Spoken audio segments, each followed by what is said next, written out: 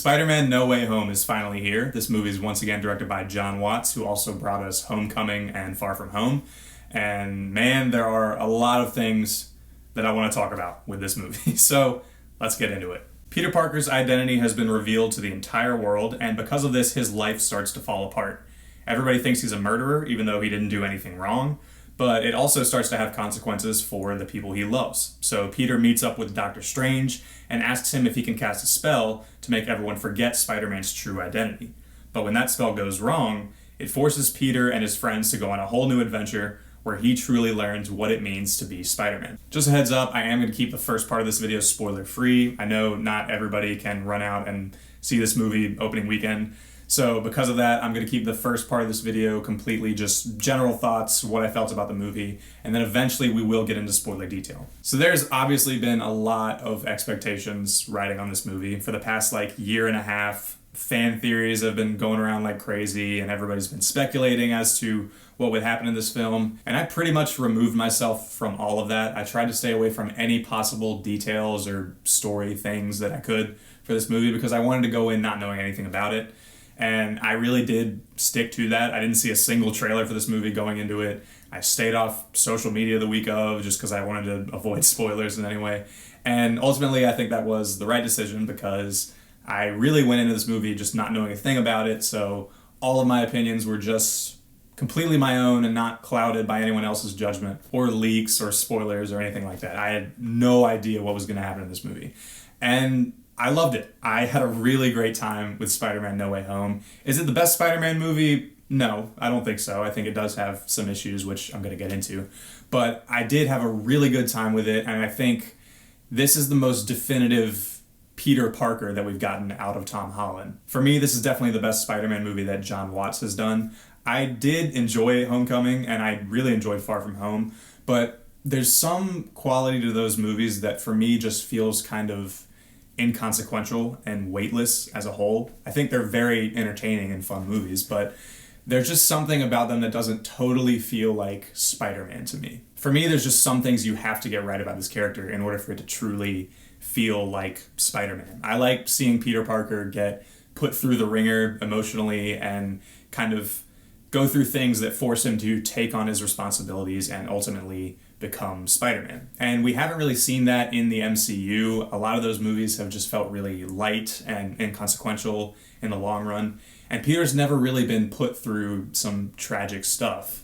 But here, I think it's totally the opposite. Peter goes through some really dark stuff in this movie, and they really make you feel his pain as a character, which I was really happy to see. But it's also a very entertaining movie, and that's another thing that you really have to get right about this character is giving him the pain and the tragedy, but also making it fun and realizing that he's a really enjoyable character and balancing those tones. And that's something that I think they really did well here. And honestly, that's probably all I can say without jumping into spoiler detail. There's just so much stuff here, and I can't really express why I like this movie without talking specifics about the story. So consider yourself warned, we are going to get into spoiler detail. If you haven't seen Spider-Man No Way Home and you're just wanting to know my general thoughts, I really enjoyed it. I think it's a great Spider-Man movie. It's not my favorite. It definitely has some issues, but overall, I really enjoyed myself. If you're a big fan of this character, I think you're really going to have a great time with it. Even if you're just a casual fan and you want to have a good time at the movies, I think you should definitely go see it because it is worth your time. So definitely check it out. But now with that out of the way, let's get to talking about spoilers for Spider-Man No Way Home.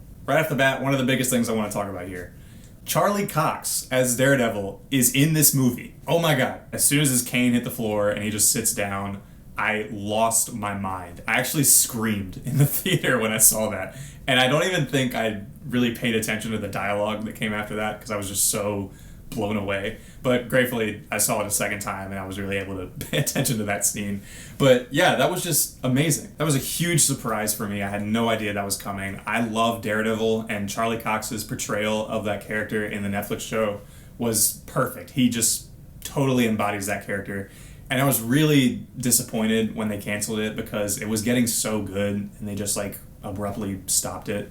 So now that he's back in the MCU, I'm really excited to see if they're going to do anything with that character. I hope that's not just a quick cameo and they never explore that ever again. I really want them to pick up where they left off after season 3 of the show. But now with Disney owning that character, it is going to be interesting because I definitely don't want like a sanitized PG-13 version of Daredevil. Part of what's so good about the show is that it's just gritty and dark and violent, and they really nail the atmosphere of that world. So maybe if they do like a Hulu show, they can get away with it being more adult, which I really hope is what they do. Kevin Feige's been pretty vague when asked about what they're going to do with that character in the future.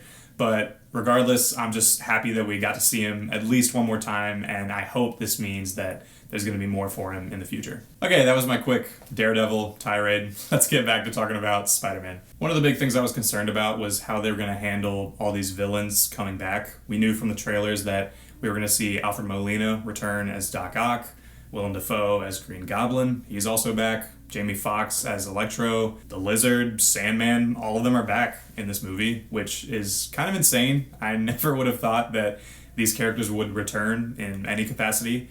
And I will say, I thought it started off a little bit shaky. I did really enjoy how they introduced Doc Ock, and the fight on the highway with him and Peter was really amazing. Where my issues came in was when Peter rounded up all the villains and they were all stuck in their cells. And the movie was just kind of treating them like they were all big, goofy idiots, just like cracking jokes all the time. It felt very MCU-ish in a way that I didn't totally like. There's something about just seeing, Alfred Molina as Otto Octavius and seeing Ned, Peter, and MJ like ask him what his name is, and then him saying Otto Octavius, and then just like breaking out laughing in front of him. I just didn't like that. It like felt wrong. Just seeing him as this like crazy, confused old man that nobody finds menacing. Something about that just didn't really sit right with me. And then some of the banter that they have all together just was kind of cringy. Like when Willem Dafoe comes in with the "I'm something of a scientist myself" line.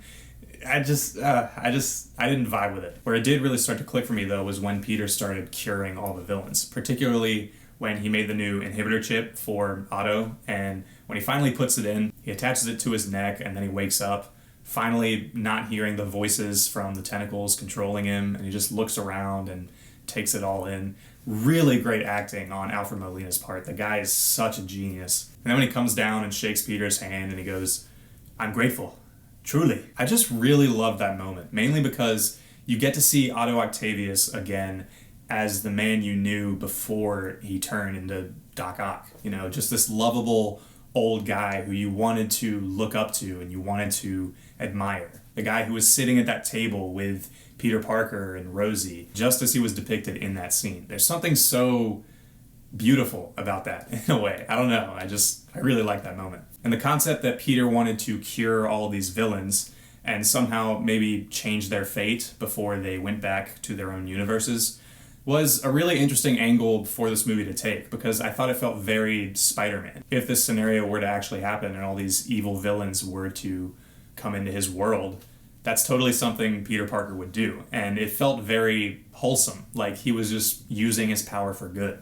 So I really like that choice. And then Green Goblin just becomes the main villain of this movie, which I didn't at all think that that's what they were going to do, but I definitely wasn't opposed to it, because Willem Dafoe is just so fucking good as this character. He absolutely killed it in every single scene. You could tell he was just giving his 100% in every moment. The scene where Peter webs him and the Goblin just kind of takes over, and he has that line where he's like, "Norman's on sabbatical, honey." It just felt so like creepy. His facial expressions alone made him so menacing and kind of scary in the moment, especially when there's that bit where Peter's punching him in the face and he just smiles through the whole thing. And if you peel it back and just look at this concept on the surface that Green Goblin is being brought into another universe, it totally makes sense that he would just start causing chaos and killing people left and right. So ultimately, I think it works that he ends up being the main villain of this movie. And then one of the biggest moments in the film is when Green Goblin kills Aunt May, and Peter actually has to watch her die. That really caught me off guard because we haven't really seen this iteration of Peter Parker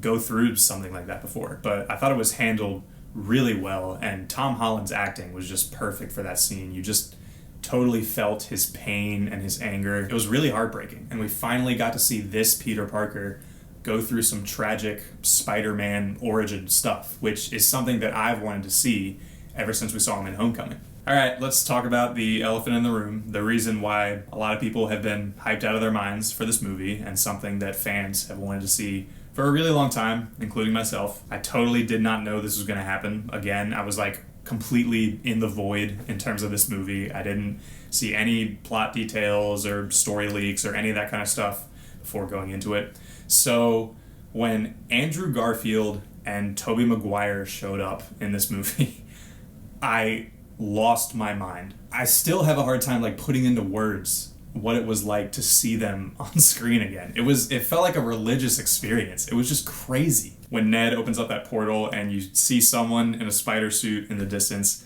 I looked at it for a second and I was just like, wait, that's not... Oh my god. And it was great. Andrew interacting with Ned and MJ in Ned's living room, and him like jumping on the ceiling with his hand and crawling around and get the cobweb and stuff. And Tobey showing up in his cool youth pastor outfit, as Andrew mentioned, which... So, me seeing Tobey Maguire again, of course I wanted to see him totally just decked out in the suit with the mask on for the first time.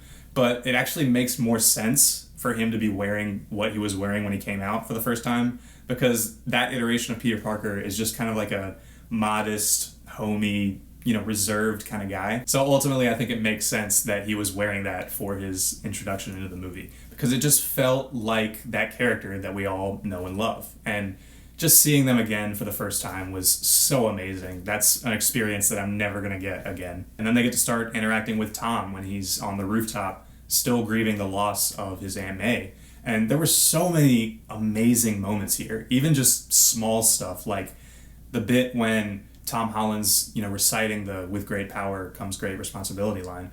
But before he can finish it, it cuts to Tobey, and you just see how that line affects him and what it brings back for him, just like in his eyes. And then when he finishes it for him, I literally almost got chills during that. It was so good. And they actually addressed the web shooters thing, how Tobey has the organic web shooters and Tom and Andrew both have the ones that they made. I thought that was so funny. The way they played around with that was just hilarious. What was so amazing about this whole thing was they totally could have botched it and made it feel Marvel-y and not done it right in terms of tone. But they did. They totally pulled it off, and they made it feel like I was watching those characters as I remember them. It was just perfectly done from start to finish. And honestly, it reminded me that Andrew Garfield was like a really good Spider-Man. Like, he's amazing in this movie. I didn't really like his Spider-Man films that much, but you can tell that this character means a lot to him, and he really wanted to do a good job. And he was just terrific in this. He just has so much charisma, and he's so likable. That's not to say that Tobey isn't, but he just totally surprised me here. I was not expecting to walk out of this saying that he was as good as he was. Although I do have a major issue with what they did, and it seems like nobody else is talking about this, so it might just be me, but they don't give you a good shot of Tobey wearing the suit, like with the mask on and everything. You do get a couple of good shots of Andrew Garfield wearing the suit again, looking heroic and awesome, but you don't get that with Tobey Maguire. Every shot was like totally CG, or he was like running or moving. There's not like a decent shot of him just wearing the costume again. And like every time he talks, he like takes the mask off. That was kind of disappointing for me. Besides that though, I love the whole final battle. There's a lot of really great character moments throughout the entire thing. Of course, seeing the three of them swinging around and like landing on the Statue of Liberty was just amazing. There's like not words to describe that. But what really got me was the moment where Tobey gets to interact with Otto again. And he gets to see him as Otto Octavius without the claws controlling him, once again as the mentor that he always wished he had. Just hearing Otto talking to him and be like, "It's good to see you, dear boy." Oh, that was just so beautiful. I love that. That made my Spider-Man 2 loving heart so happy. And then the moment where Andrew Garfield comes in and he actually gets to swing down and save the girl, kind of redeeming himself from the scene in Amazing Spider-Man 2. And they could have ended it there, but they actually gave him a moment where he gets to tear up and you see how he's reminded of losing Gwen. And it was just so touching. They just got that so right. I love Tom Holland's showdown with Green Goblin. They really made it feel so brutal and raw, and you definitely felt his rage. It definitely felt like he was trying to kill him, like on the spot, because there was that moment where he was getting ready to punch him, but then Green Goblin moves out of the way, so he just hits the metal, and you just hear like the vibration. And if he was there, that definitely would have killed him. And it's great that Tobey comes in and stops him from finishing it. That was like a really emotional callback to Spider-Man 1. I will say, I thought it was a little bit weird how they edited the next bit where Tobey gets stabbed, because with the editing and the music, they really made it feel like he was going to die there. But then in the next scene, he's just like, oh yeah, I've been stabbed before, it's fine. Which, I mean, that was like a funny joke, but it felt like they made such a big deal out of it. Like we were getting ready to see Tobey Maguire die in the movie. I just still feel like it didn't totally work for me. It kind of felt like a red herring from what was going on in that scene. And then once they cure the Goblin, Peter realizes that he has to make a huge sacrifice, and that is he comes up to Doctor Strange and asks him to cast a spell which would make the entire world forget who Peter Parker ever was in order to stop all the multiverse villains from coming into their world. And Doctor Strange doesn't want to do it at first, but Peter convinces him because he knows that that's the way to stop this from happening. That really felt like a great Spider-Man moment to me. It reminded me of the ending of Spider-Man 1 when Peter ends up deciding not to be with Mary Jane because he knows that he wouldn't be able to live with himself if she got hurt because of his life as Spider-Man. It reminded me of the ending of the PS4 game, which, spoilers if you haven't played that game, but when Peter realizes that he has to let Aunt May die in order to save all of the people of New York City. Instead of doing what's right for him and what he wants, he has to do what's right for everybody else. And really that's what Spider-Man's all about. So I'm really glad that we got to see this Peter Parker have to make that kind of a decision. And I totally love the ending of this movie when Peter goes into the coffee shop and sees MJ again, and he's about to remind her of everything they've been through in order to make her remember who he is. But then he realizes, you know, you and Ned are doing fine. I don't want to burden you guys any more than I already have. I think it's best if we all just move on. And he didn't say any of that, but you just felt it. You could see that that's the decision he made in his mind. And then he just ended up leaving, which I thought was really smart. Then he moves into an apartment and we finally get to see him don that classic red and blue Spider-Man suit, and he swings around New York City, and that's it. Which I thought was just such a beautiful and poetic way to end this arc of Spider-Man. When I first heard about what they were doing with No Way Home and how they were bringing all these villains back and all these crazy things were going to happen with other universes and stuff, I didn't know if it was going to work, like how they were going to make this story connect to what's already been set up in this arc of Spider-Man. But it totally did. We got to see this Peter Parker become Spider-Man over the course of 3 films. And honestly, that's one of my favorite things about No Way Home is that even though, you know, there's all this really ambitious stuff in the movie, bringing back Tobey and Andrew and all these villains, they didn't lose sight of Peter Parker. And we got a really great Peter Parker story out of this film. And I'm just really happy with how it all turned out. And I'm also really excited to see what they do with it in the future, because this Spider-Man at this moment in time is more alone than we've ever seen Spider-Man in the past. He really has no one. It's kind of like they just reset this universe's Spider-Man. So this is really their time to start trying a lot of new stuff and branch out and maybe give us some characters that we've never seen on screen before, which I think would be really cool. And also now that the Avengers don't know who he is anymore, I think, you know, if we separated Spider-Man from the MCU and just kind of let him play around in his own universe, that might be really interesting. Just tell strictly Spider-Man stories with all these classic characters from the comics. I think that'd be really exciting if they end up doing that. But regardless, I'm really happy with how this movie turned out. Looking at the credit scenes, though, I guess the symbiote is now a part of this universe. That seems like that's what they were setting up with the Eddie Brock Venom bit. Okay, I mean, I hope they do that well if they are planning on introducing the Venom character into the Tom Holland universe. We also got a trailer for Doctor Strange and the Multiverse of Madness, which was really exciting to see. I love that Sam Raimi's coming back to direct that. That's going to be extremely exciting. All in all, I loved Spider-Man No Way Home, mainly because it was a great Peter Parker story, and they didn't lose sight of that character and his arc throughout these films. I loved seeing Tobey and Andrew again. It was just so amazing, and they did that so well. I didn't really touch on this that much, but I do think in terms of action, this is the best out of John Watts' Spider-Man movies. He did a really good job with a lot of these sequences. It was funny, it was emotional, it pretty much gave me everything I needed at the end of the year. And I just walked out of it feeling so happy. It's pretty rare for a movie to do that for me nowadays, and for that reason, I'm going to give Spider-Man No Way Home an 8 out of 10. I'm still in absolute disbelief that we got a movie where Tom Holland, Tobey Maguire, and Andrew Garfield are like all in the same frame. Like, there's scenes in this movie where they're all in the same shot. That's just insane. So if you can't tell already, I had a great time with No Way Home. I would love to hear y'all's thoughts on it, so let me know what you thought about the movie in the comments down below. Thank you guys so much for watching this video. I really do appreciate it, and I am glad to be back once again making videos on YouTube. Also, be sure to subscribe if you want to see more videos like this. And as always, thanks for watching, and I'll see you next time.